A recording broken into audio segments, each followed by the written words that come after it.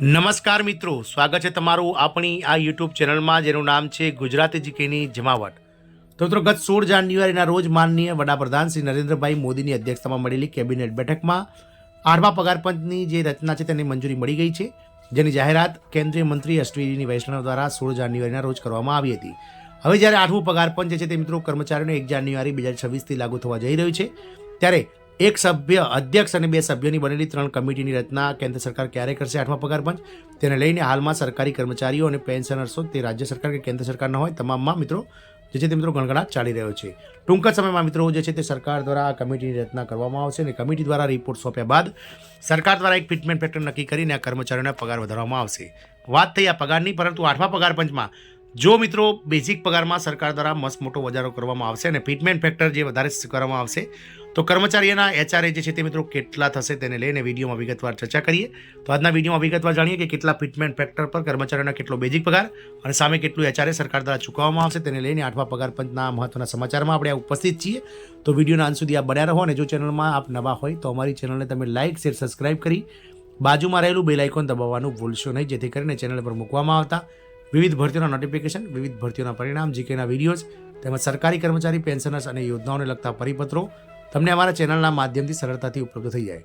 તો 8મા પગાર પંચમાં સરકારી કર્મચારીઓનો એચઆરએ કેટલો હશે તેની વાત કરીએ તો કેન્દ્ર સરકારે 8મા પગાર પંચને મંજૂરી આપી દીધી છે. આનાથી સરકારી કર્મચારીઓ માટે પગાર વધારાનો માર્ગ મોકળો થયો છે. 8મા પગાર પંચની અસર ફક્ત મૂળ પગાર સુધી મર્યાદિત રહેશે નહીં. આના કારણે જે આ મૂળ પગાર એટલે કે બેઝિક પરથી મળતા ભથ્થાઓ પણ વધવાના છે. ડીએ અને એચઆરએમાં વધારાના આંકડા પણ બહાર આવી રહ્યા છે. વાત કરીએ 8મા પગાર પંચની મંજૂરી બાદ કેન્દ્ર સરકારના કર્મચારીઓના પગારની સાથે ડીએ, એચઆરએ અને ટીએ જેવા ભથ્થાઓમાં વધારો થવાનો માર્ગ મોકળો થયો છે. કેન્દ્રીય મંત્રીમંડળમાં તાજેતરમાં જ 8મા પગાર પંચના લાભો માટે આ ફોર્મ્યુલા જાહેર કરી છે. 8મા પગાર પંચના અમલીકરણ સાથે જ કેન્દ્ર સરકારના કર્મચારીઓના પગાર અને પેન્શનરોના મોંઘવારી ભથ્થામાં સુધારો અને તેમાં વધારો થશે તેવું માનવામાં આવે છે કે પગાર પંચ 2026ના જાન્યુઆરી મહિનામાં લાગુ થશે. 1 કરોડથી વધુ પરિવારોને લાભ મળશે. તો 8મા પગાર પંચની રચના પછી 50 લાખથી વધુ કેન્દ્ર સરકારના કર્મચારીઓ અને 65 લાખ કરતાં વધારે પેન્શનરોના પરિવારોને સીધો લાભ મળશે. એનો અર્થ એ છે કે 1 કરોડથી વધુ કેન્દ્રીય સેવારત અને નિવૃત્ત કર્મચારીઓના પરિવારોને 8મા પગાર પંચનો લાભ મળશે. કેન્દ્રીય કેબિનેટ મંત્રી અશ્વિની વૈષ્ણવે કહ્યું હતું કે કેન્દ્ર સરકાર તેને સમયસર લાગુ કરવા માટે પ્રતિબદ્ધ છે. આવક સુધારણા માટે ફિટમેન્ટ ફેક્ટરનો ઉપયોગ કરવામાં આવશે. કેન્દ્રીય કર્મચારીઓની આવક સુધારવા માટે ફિટમેન્ટ ફેક્ટર ખૂબ જ મહત્વપૂર્ણ છે. ફિટમેન્ટ ફેક્ટરમાં નોંધપાત્ર વધારો થવાની અપેક્ષા છે. અત્યાર સુધી નિષ્ણાતોએ ફિટમેન્ટ ફેક્ટરના 3 અંદાજ આપ્યા છે. પહેલો છે મિત્રો ઓછામાં ઓછું 1.92 ફિટમેન્ટ ફેક્ટર, બીજો છે 2.08 અને ત્રીજો છે મિત્રો 2.86. આવી સ્થિતિમાં પગાર પણ આ આધારે નક્કી કરવામાં આવશે. એચઆર અને ડીએ પણ મૂળભૂત પગાર પર આધારિત છે. મૂળભૂત પગારમાં મોટો વધારો થશે.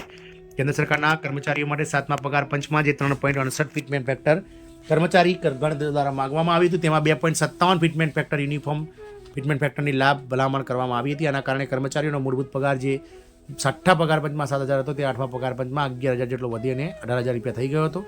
તે જ સમયે જો ફિટમેન્ટ ફેક્ટર વધીને 2.86 થાય તો આ લઘુત્તમ મૂળભૂત પગાર જે અત્યારે 18,000 રૂપિયા છે તે વધીને 51,480 રૂપિયા થાય છે. ફિટમેન્ટ ફેક્ટર શું છે? તો હવે પ્રશ્ન ઊભો થાય છે કે ફિટમેન્ટ ફેક્ટર શું છે? તો ફિટમેન્ટ ફેક્ટર એક ગુણાંક છે. આમાં પાછલા પગાર પંચના મૂળ પગાર અને પેન્શનનો ગુણાકાર કરવામાં આવે છે. આધારે મૂળ પગાર નક્કી કરવામાં આવે છે. ફિટમેન્ટ ફેક્ટર એ વૃદ્ધિ માટેનો મુખ્ય ઘટક છે. આ નક્કી કરવા માટે કમિશન, પગાર ધોરણ અને ભથ્થાઓની સમીક્ષા કરે છે અને ગુણક નક્કી કરે છે. એચઆરએમાં આટલો વધારો થશે. તો 8મા પગાર પંચમાં એચઆરએની ભલામણ થવાથી અપેક્ષા છે. 7મા પગાર પંચમાં કર્મચારીઓને ઘર ભાડું એક્સ, વાય અને ઝેડ કેટેગરી હેઠળ એચઆરએ નક્કી કરવામાં આવ્યું હતું. દર મહિને ઘર ભાડાનો દર મૂળ પગારના ટકાવારી તરીકે છે. તે શહેર એક્સમાં 24%, વાયમાં 16% અને ઝેડમાં 80% પર નિશ્ચિત 8% પર નિશ્ચિત કરવામાં આવ્યું હતું. એવું પણ નક્કી કરવામાં આવ્યું હતું કે એક્સ શ્રેણીમાં ઓછામાં ઓછી 5400 રૂપિયા, વાય શ્રેણીમાં 3600 રૂપિયા અને ઝેડ કેટેગરીમાં 1800 રૂપિયા જે છે તે મિત્રો આપવામાં આવશે એચઆરએ. એક્સ કેટેગરી એવા શહેરો છે કે જે શહેરોની મિત્રો વસ્તી 50 લાખ કરતાં વધારે છે. વાય કેટેગરી એવી વસ્તી છે કે જેમાં મિત્રો 5 લાખથી લઈને 50 લાખ સુધી વસ્તી ધરાવતા શહેરો છે અને ઝેડ કેટેગરીમાં ગ્રામ્ય વિસ્તાર તેમજ નાના જિલ્લા તાલુકાઓ જે છે તે મિત્રો આવે છે. મોંઘવારી ભથ્થું અનુસાર દરોમાં વધારો થયો. 7મા પગાર પંચમાં એવું પણ નક્કી કરવામાં આવ્યું હતું કે જ્યારે મોંઘવારી ભથ્થું 25%થી વધે ત્યારે એક્સ, વાય અને ઝેડ કેટેગરીના શહેરો માટે એચઆરએ દર અનુક્રમે જે 1%, 2% અને 3% વધે, એટલે કે એક્સમાં 27%, ઝેડમાં વાયમાં 18% અને ઝેડમાં 10% થશે. જ્યારે ડીએ 50%થી વધે ત્યારે તેને 30%, 20% અને 10% થશે. હાલમાં ડીએ 56% છે અને એચઆરએ 30, 20 અને 10% છે. હાલમાં જો 2.86નું ફિટમેન્ટ ફેક્ટર લાગુ કરવામાં આવે તો ચાલો જાણીએ કે એચઆરએ કેટલું નક્કી થવામાં આવશે. આટલો પગાર વધવા મુજબ આટલું એચઆરએ મળવામાં આવશે. તો હવે કેન્દ્રીય કર્મચારી સંગઠનો તરફથી એચઆરએની ટકાવારી વધારવાની માંગ કરવામાં આવી છે. આવી સ્થિતિમાં જો સરકાર વર્તમાન ટકાવારી જાળવી રાખે છે તો મૂળ પગારના એચઆરએમાં નોંધપાત્ર વધારો થશે. 51,480 2.86 ફિટમેન્ટ ફેક્ટર પ્રમાણે મૂળભૂત પગારમાં ગુણાકારની સ્થિતિ સમજીએ તો એક્સ કેટેગરીમાં 24% જે છે તે મિત્રો એચઆરએ ગણીએ તો પગાર વધારો જે છે તે મિત્રો એચઆરએ જે છે તે 51,480ના x% 24% એટલે કે 12,355 રૂપિયા થશે. એચઆરએ જો 27% થશે તો 13,899 રૂપિયા અને એચઆરએ 30% થશે ત્યારે 15,444 રૂપિયા મળવાપાત્ર થશે.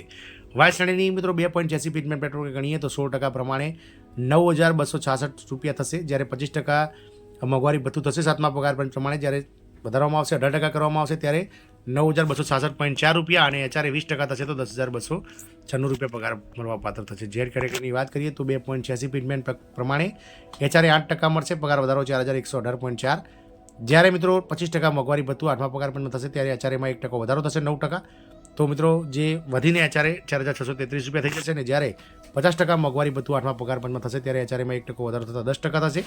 આથી મૂળભૂત પગારના 5,148 રૂપિયા જે છે તે મિત્રો એચઆરએ તરીકે ચૂકવાશે. આમ જો કર્મચારીઓને 8મા પગાર પંચમાં મસ્ત મોટો જે છે તે મિત્રો ફિટમેન્ટ ફેક્ટર મળશે, ચોક્કસથી એચઆરએમાં પણ વધારો થશે અને આનાથી મિત્રો ઓવરઓલ જે ગ્રોસ સેલેરી કર્મચારીના હાથમાં આવવાની છે ઓન હેન્ડ સેલેરી તેમાં ખૂબ મોટો વધારો સરકાર દ્વારા કરવામાં આવશે. જોવાનું એ રહેશે કે સરકાર આગામી સમયમાં 8મા પગાર પંચની સમિતિની રચના ક્યારે કરે છે.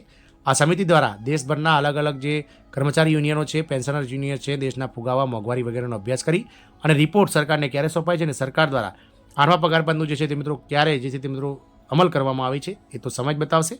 જય હિન્દ, અસ્તુ.